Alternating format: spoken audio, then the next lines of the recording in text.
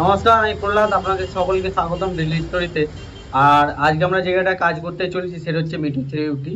প্রথমেই বলে রাখি গাড়িটি ম্যাট। তো এই ম্যাট পিপিএফ লাগাবো আর কি। আর একটা কথা আমি বলে রাখি, গ্লসি গাড়িতেও ম্যাট করা যায় এবং ম্যাট গাড়িতেও গ্লসি করা যায়। সেটা ডিপেন্ড করে কাস্টমারের উপর, কাস্টমার কীভাবে তার গাড়িটা করতে যায়। আমি রেফার এটাই করি, যেটা যেমন গাড়ি সেভাবেই করা উচিত। হ্যাঁ, একটা টাইম লং টাইম হওয়ার পর সেটা আপনি চেঞ্জ করতেই পারেন, দেখতে সুন্দর বা একটা আলাদা ফিলের জন্য। তো এই গাড়িতে যেহেতু আমরা ম্যাট পিপিএফ করবো, ভিডিওটা খুব একটি বড় হবে না, পলিশ করবো না যেহেতু গাড়িটা ম্যাট। তো এটা কি করব আমরা, এর প্রসেস কি আছে সেটা আমি আপনাদেরকে বলি। ম্যাট এমন একটা মানে পেন্ট, না আপনি ডেলি ওয়াশ করতে পারবেন, না কোনো কেমিক্যাল মারতে পারবেন। যত বেশি রাফ হবে তত বেশি গ্লসি হতে থাকবে।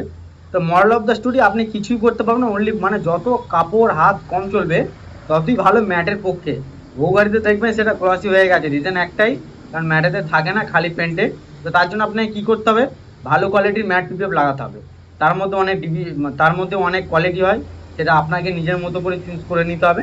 আমি যে প্রোডাক্টটা এখন লাগাচ্ছি সেটা হচ্ছে প্লাস গার্ড 6 ইয়ার্সের ওয়ারেন্টি, 200 মাইক্রন প্রোডাক্ট, খুব ভালো, যেটা আমি একটু আগেও বললাম।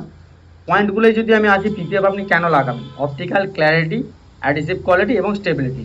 স্টেবিলিটি হয়ে গেলে যেটা আপনাকে পারফরমেন্স দেবে, ফিডব্যাক দেবে, ঠিক আছে।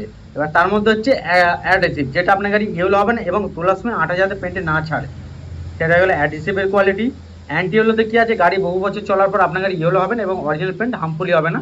আর আরেকটা পয়েন্ট কী হলো, সেটা হচ্ছে আপনার সেলফ হিল টেকনোলজি, যেটা সলমাস করবে এবং অটোমেটিক রিমুভ হবে সূর্যের তাপে, যেটা মেডিসিনের মতো তারপর সেটা কাজ করবে। তবে ভালো কোয়ালিটি পিপিএফ।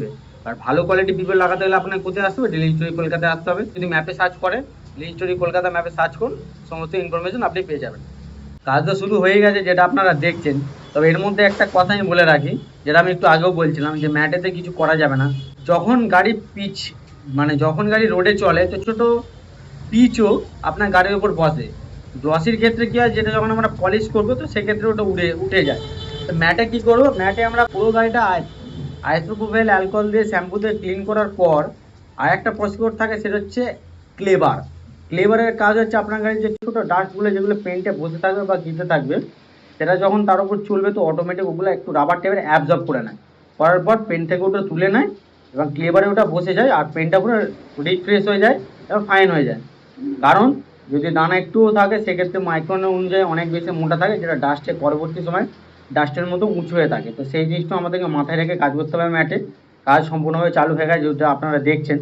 পিপিএফের কিন্তু কোয়ালিটি খুবই ইম্পর্টেন্ট, যেটা আপনাদের একদম মাস্ট বি মাস্ট। আপনাদের এটা দেখতে হবে যে পিপিএফের কোয়ালিটি কী আছে, ফিচার্স কী আছে এবং স্টেবিলিটি কী আছে। এটা কিন্তু অনেক ইম্পর্টেন্ট। ভালো শপে যান, ভালো জায়গায় যান, ভালোভাবে কাজ করেন, কারণ গাড়ি শুধুমাত্র একটি গাড়ি না, সেটা ইমোশন আছে। আর একটাই কথা বলবো, কাজ আপনারা সমস্তটা দেখলেন, আপনাদের সামনে যতটা পারলাম তুলে ধরার চেষ্টা করলাম। যেহেতু গাড়িটা ম্যাট আছে তাই যেহেতু গাড়িটা ম্যাট আছে তাই আমি পলিশ করলাম না। আমি আগেও বললাম, গ্লসি গাড়ির মেনটেন্যান্স আলাদা, ম্যাট গাড়ির মেনটেন্যান্স আলাদা। ভিডিওটা কেমন হয়েছে অবশ্যই কমেন্ট করে জানাবেন। আর বাকি তো ইনফরমেশনের জন্য স্ক্রিনে নাম্বার দেওয়া রইলো, চাইলে আপনি কন্ট্যাক্ট করতে পারেন। ধন্যবাদ আপনাদের সকলকে ভিডিওটা দেখার জন্য। থ্যাংকস।